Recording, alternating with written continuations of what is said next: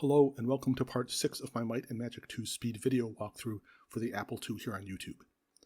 In this video, I will hit some areas that will improve your party quickly. I will visit the Dragon's Dominion and show 2 different repeatable fights, each worth over 1,000,000 experience per character. They drop top tier items as well, but I don't sort through which items I can actually use until part 7. Links to the relevant maps and guides should be in the description below. Okay, we are off to the Dragon's Dominion now. It actually would have been easier to get the luck and accuracy after working through the Dragon's Dominion because there are some great items and armor there. But I wanted to kind of show myself it was possible. You just need a bunch of skill potions to do so. And the Dragon's Dominion is in D1 at 12,14. We start at 5,3, so that means 7 east and then 5 south. And when we step in the Dragon's Dominion, one thing we need to note is that there are some fixed combat squares.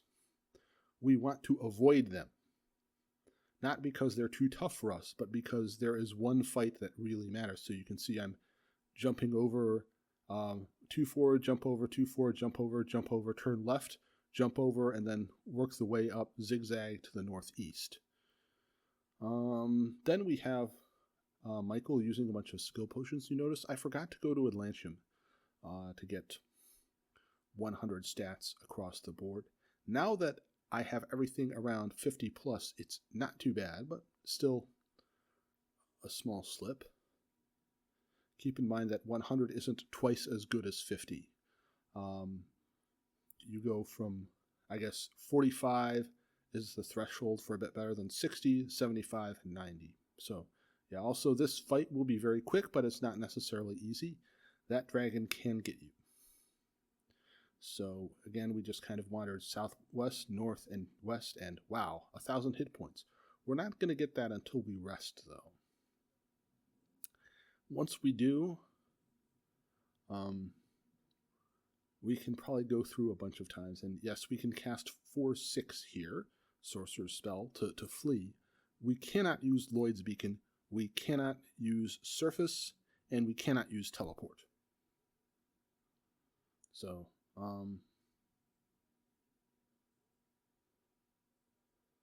what am I doing here?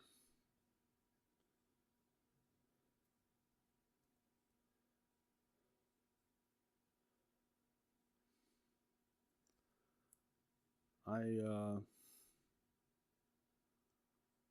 decided to donate at Atlantium. I feel like a real high roller here since it's 500 per.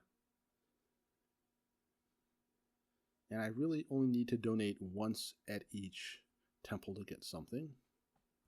But of course I could have gone to Middlegate and saved a bit. And again, we sip the sewage. We could have used a town portal if we wanted to. And again, we're going to buy a bunch of skill potions. We are going to go through 4 pretty tough fights. So we want to give Michael 5 skill potions per fight.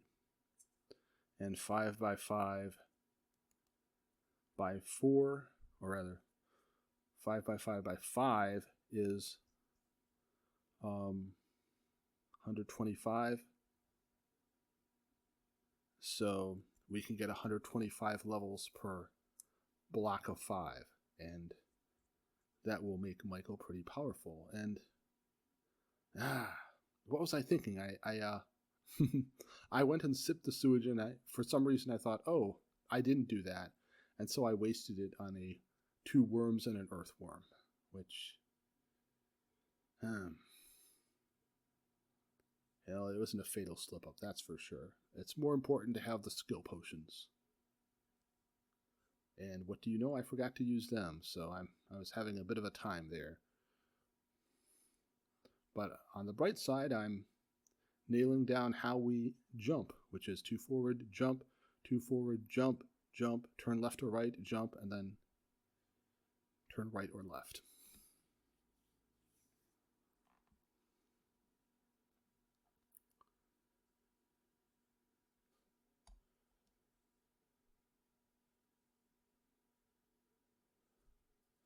And it is still possible to lose a fight with all these hit points. We also want to win as quickly as possible just so we don't have to rest and go back and recover magic and force protection. And I'm not sure why I cast protection from magic. I must have had a finger slip. 2/7 instead of 2/6. And these gold items are really good because they improve your luck and also they give a better armor class boost. So Michael is a tank now with armor class. And that is our first trip. And the thing is, we have 4 people who can get a +7 gold shield. So we want to accommodate them all. And you may notice that we can just burn through the worms for quick gold. And we don't even need skill potions. I got tired there, so I just used the Flee spell, Sorcerer 4/6, and then I'm going to go back in, and I'm going to get things right this time, or I thought I was, but it's kind of odd. Once you get to a certain level, it's quicker to fight than to cast a jump over it. And we still need to trade to Michael so that he is ready to gain a bunch of levels and swat the enemies around. I think this time we're going to go south instead of north when we finally decide to jump at an angle. South, we have weapons. 3 of them, and they're very good. I maybe could have gone here first if I wanted to. And the fights probably would go quicker because I'm attacking for more damage. I can't really gauge the difference between defense and offense. I think in general, offense works better. At least until you get to the really high levels. When you are facing a whole bunch of really tough monsters, the game gets kind of ridiculous at level 80.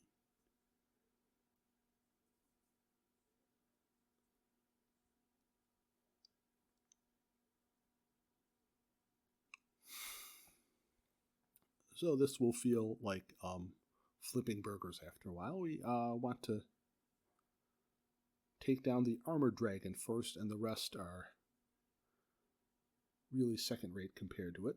+2 plate, not bad, but the thing is, we're going to get better. The photon blade is great for the knight. You can see it gives you might. And also one nice thing about these +7 items is that they are not specific to a certain alignment, so that makes them extra valuable.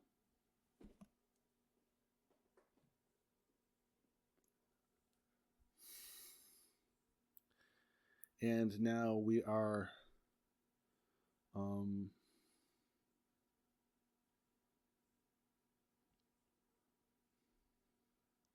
poking around to see what this does for Jim. The Titan's Pike gives accuracy, and it does a lot of damage, so it's better than a lot of +20 items that you might get elsewhere. And the best part is, long term, you can cast the enhancement spell on it, which is a level 9 sorcerer spell which you have to find to make it even better, and you gain 1 might point per, and then every 15 might points that acts as, 1 more point of damage.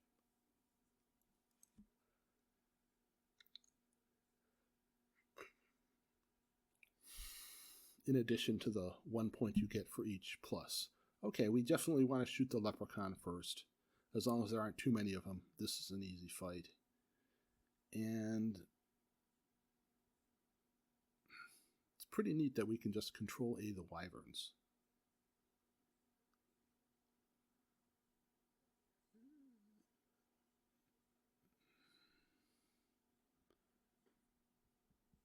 And it's easy enough to cure the poison.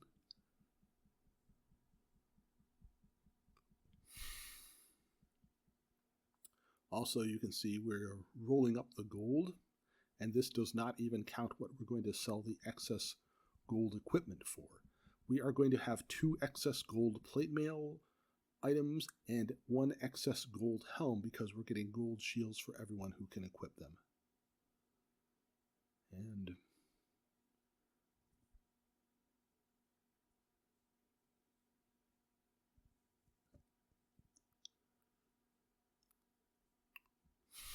it's worth checking to see if you get a level after all this too. So Holly would be the next person to get a whole bunch of neat stuff.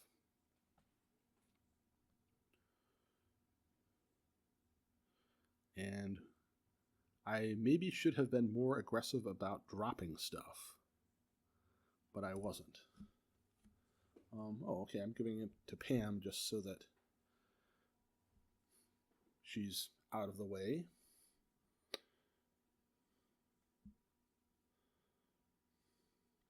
And we can probably drop the Great Shield +1 and then dump a bunch of stuff on her.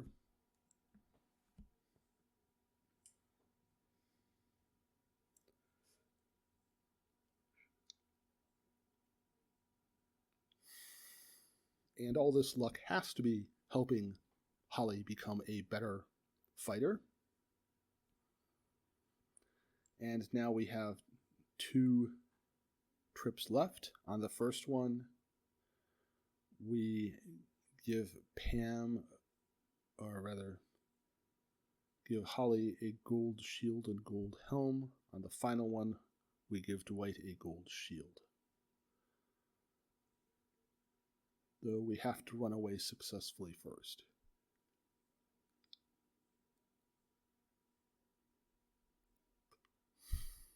It's sometimes hard to get rid of stuff even though we know it's cruft. Oh, we can sell it for a bit, can't we? And it's nothing compared to what we get from the fights, but that doesn't matter. There's still that dissonance. You can't just drop stuff, that's wasteful, so on, so on, so forth.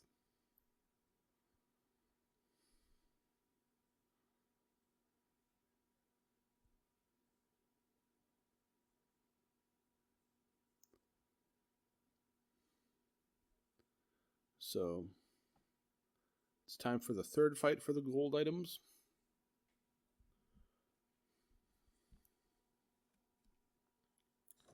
I probably don't need all these skill potions, but I don't care. The reward versus money wasted is too good.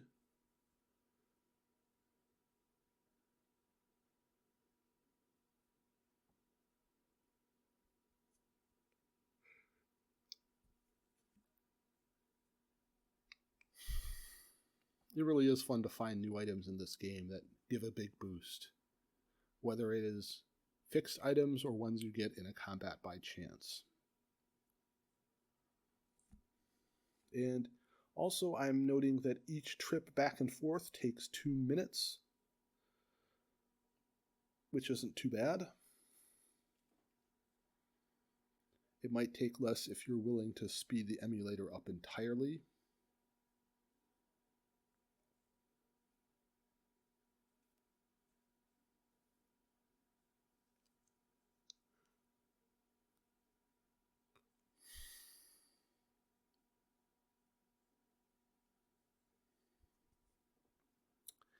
And I think the group gold is over 1 million now because everybody is over 200,000, well, 167,000.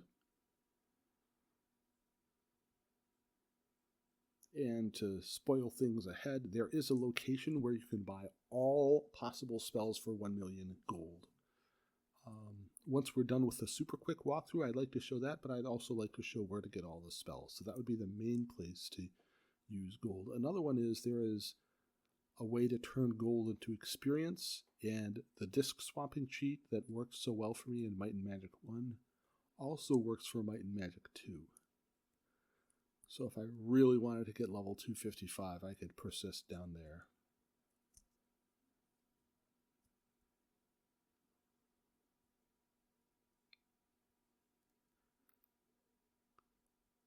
And final set of gold stuff. And for whatever reason, I'm having trouble running from the cloud dragons. That's probably more painful for them than for me.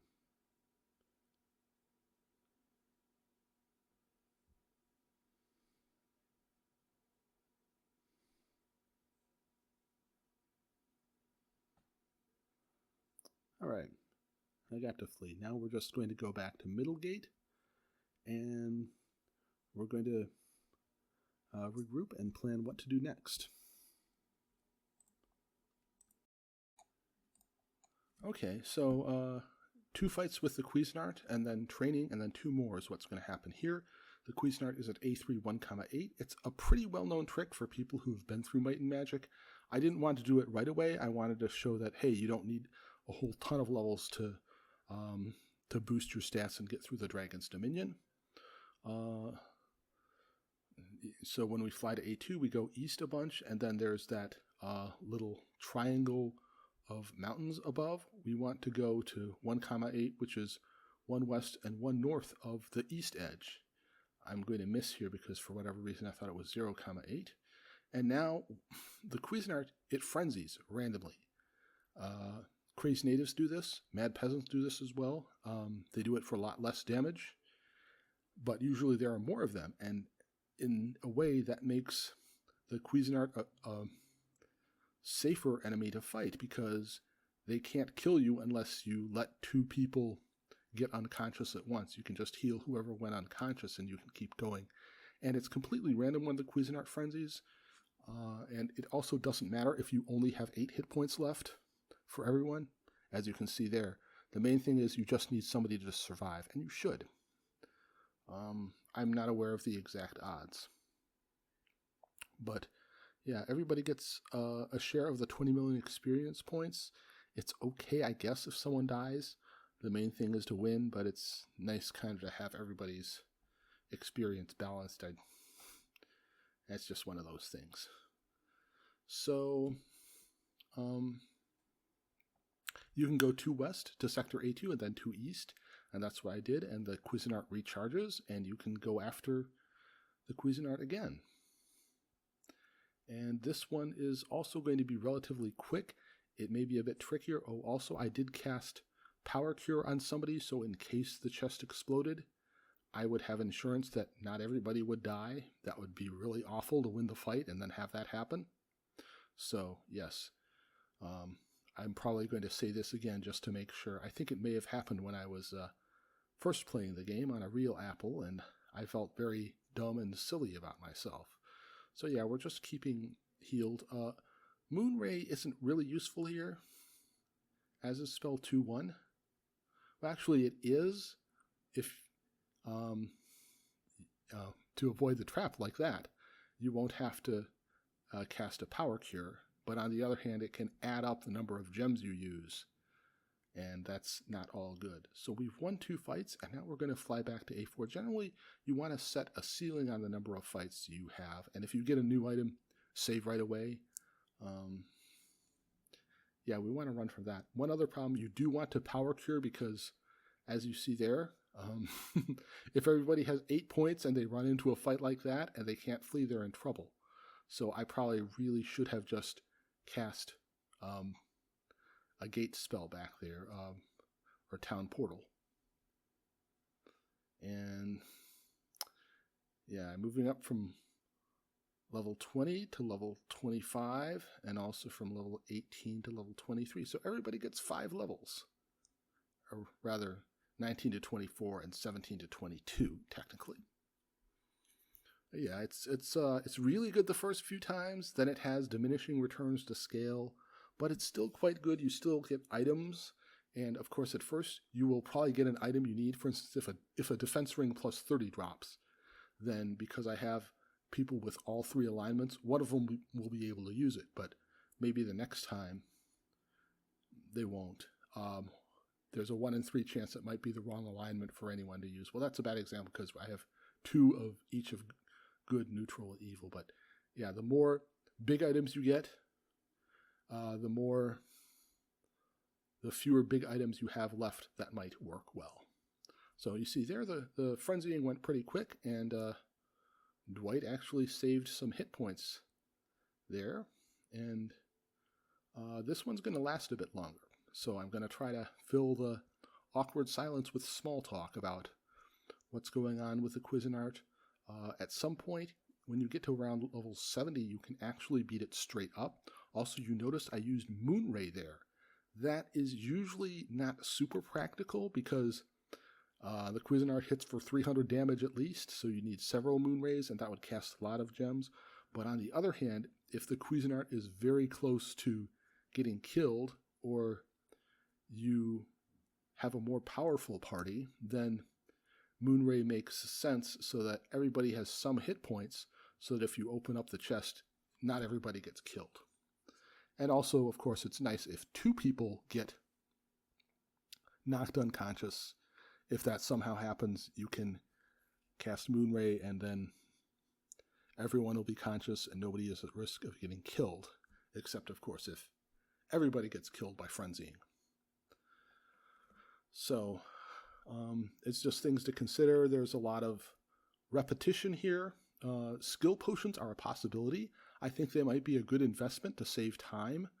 I think the higher level you get, the more likely any one attack is to hit the Cuisinart. So that can help, and also because the Cuisinart's damage relies on its hit points, if you do more damage, it might do less damage to you and not actually kill or knock unconscious somebody it hasn't touched before. So that would be a plus. Also, maybe should have given Andrea magic herbs, so I have one more safety valve in case two people get knocked unconscious, but it's not a huge deal. So yeah, I was a little wasteful with the Moonray spells, and oh dear, yeah, that sometimes happens. And you always get a good item, but it might not be what you can use. Still, it's a lot of fun to gamble with the Cuisinart and see what you get, and odds are you'll eventually get some cool stuff. And of course, that fades with time when you don't have as many characters needing plus 25 stuff or whatever, but it lasts a while. So this we went from 24 to 28 and 22 to 25. So you can see it's a bit less. At some point, the experience you need for a level doubles. I think one of them is from 25 to 26, and we hit that. But we did pretty well. The second best fight to the Cuisinart is the Cat from Hell, who has 240 cat corpses along with it, so we'll be picking up Holy Word. We also want magic herbs because the Cat from Hell can summon power, which is like frenzying, only it doesn't get killed. The first fight will be easier than the second because we will have max hit points. We will also be using skill potions for the first, but not the second. Also, one other thing, I had this recorded, but I deleted it, so there will be some inconsistencies with experience or items or whatever from this to the next video, but hopefully that's not important. Holy Word we found at C1. We went to 3-3, then we went 2 north and 2 east and faced south. Then we go fly to C4. We go 2 west, 4 south, use the skill potions, and then 1 south we have the door to hell, which we open. And Moonray is a really nice spell here because of all the times the Cat from Hell summons power. And yeah, I'm going to crank up the emulator to top speed here so that we don't have to wait too long. And you notice it, invoking power didn't kill everybody in the party or knock anyone unconscious, so the next is going to be tougher since we don't have those max hit points. And this time, as I said, we're not using the skill potion. The strategy is still the same thing. We just keep hitting the Cat from Hell. Eventually, when Pam is able to, she can cast Holy Word. Holy Word, the manual says you get a year tacked onto your age, but you don't. And anyway, you can just cast Rejuvenate and use saves or whatever to make sure you don't gain 5 points after casting Rejuvenate. So yeah, this is pretty much the same strategy as the Cuisinart, except there are more chances to get defeated and the experience isn't as good, and you need to wait a bit to kill all the cat corpses, unless you tinker with the emulator. So it's actually pretty decent, and it gives about the same treasure too. Just it has different risks, and I think overall the Cuisinart is better. Both of them you can just go 2 west and 2 east. You go outside and in the sector you need to be, so they're both pretty convenient and nice treasure too. That's all there is to this video.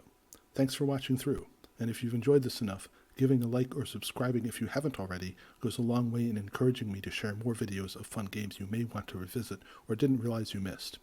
See you next video.